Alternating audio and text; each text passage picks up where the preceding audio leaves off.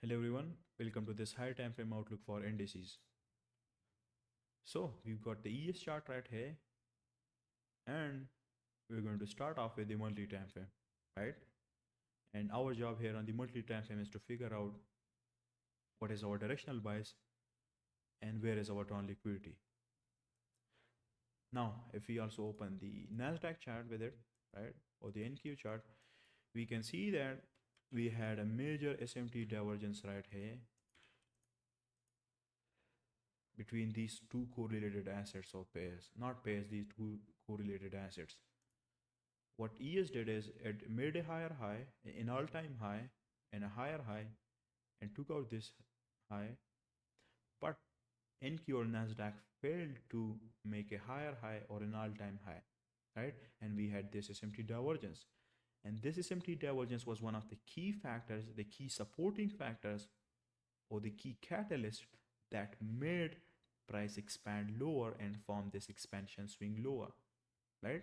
Because of this SMT divergence, we had this expansion swing lower, right? And now that we've had this swing move lower, our job is now to figure out where this could swing could potentially go to, right? Meaning where is our down liquidity and where this potential swing could end, right? That's our job to figure out. Now to do that, first of all, if you look at this monthly candle right here, then you can see that what we did is we took out this monthly candle, right? We never managed to close successfully above it, right? We closed just slightly right here, but then immediately we had the SMT divergence with Nasdaq, and then we closed inside. And because we closed inside, we then took this candle as a candle range, right? And now based on the key principles of a candle range, once the candle range high is purged, our target is first of all the 50%, and once that is reached, the next target is the opposing end of the candle range, right? So based on that, the least that we could now expect price to do is to at least take out this candle range low, right? And we've also got this FVG right here, right? So that is another factor for us. Our turn liquidity is first of all this candle range low, and then eventually this FVG right here. That's the least we could expect price to do, right? That is the high time frame turn liquidity on the monthly time frame. Now let's go down to the weekly time frame and let's see what else we've got. And again, you can see here is this is the candle range high. We took it out and then we expanded lower. And this is the SMT that we had, right?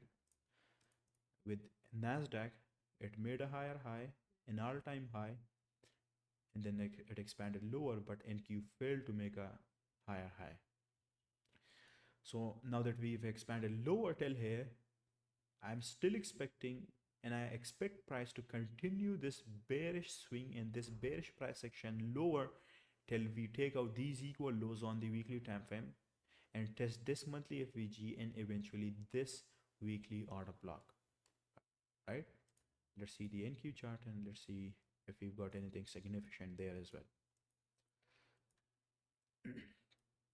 And again, right here, we've got these equal lows, and our targets is first of all this low right here, and then eventually this low, and maybe we could then test this order block as well, right? So these are our targets for Nasdaq and DS. Now let's go down to the daily time frame and let's see what else we've got there. We can also see that, okay, never mind. Okay, let's go down to daily time frame.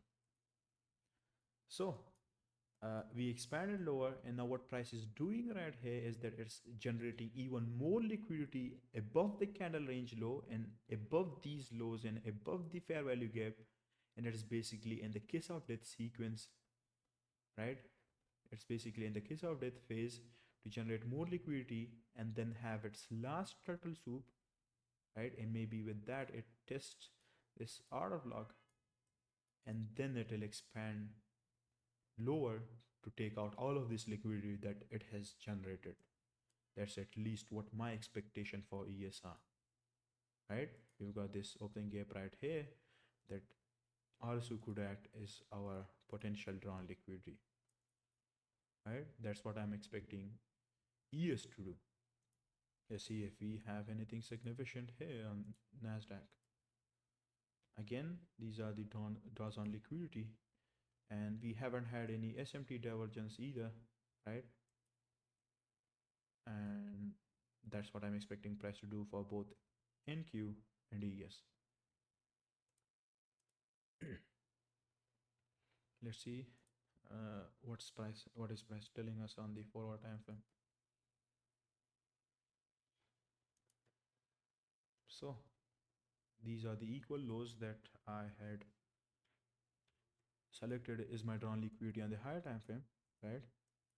And you can see we've got this expansion leg right here.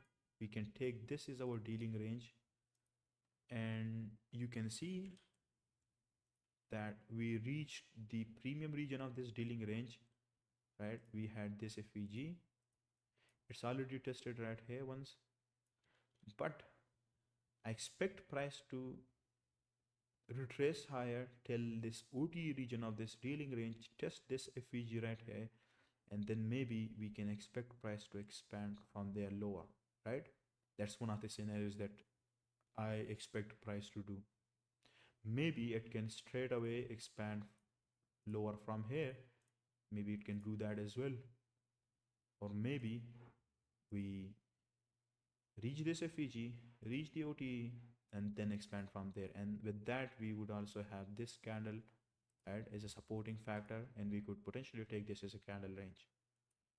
Right, this is what I'm expecting ES to do, and maybe it would be a lot more preferable, and it would even add more quality to our narrative and our setup if we had an SMT, right? Let's say price takes out this candle's high, and NQ fails to take it out, then that would be an SMT divergence that would act as a key supporting factor that would make price expand lower.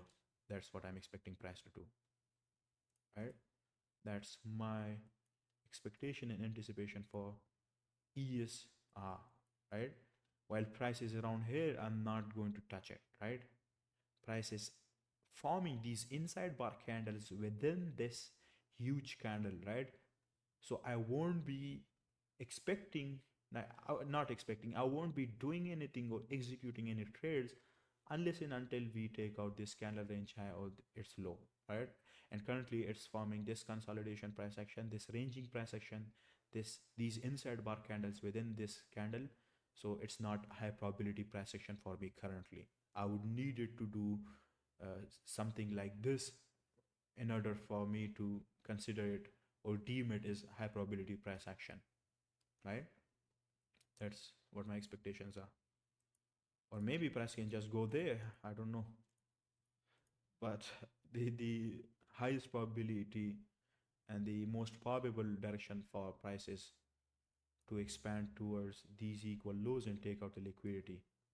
And the way it could do that is by first retracing to this fair value gap and then expanding from there, or maybe this fair value gap and then expanding there. But this would be more preferable and more high quality and high probability for me, right?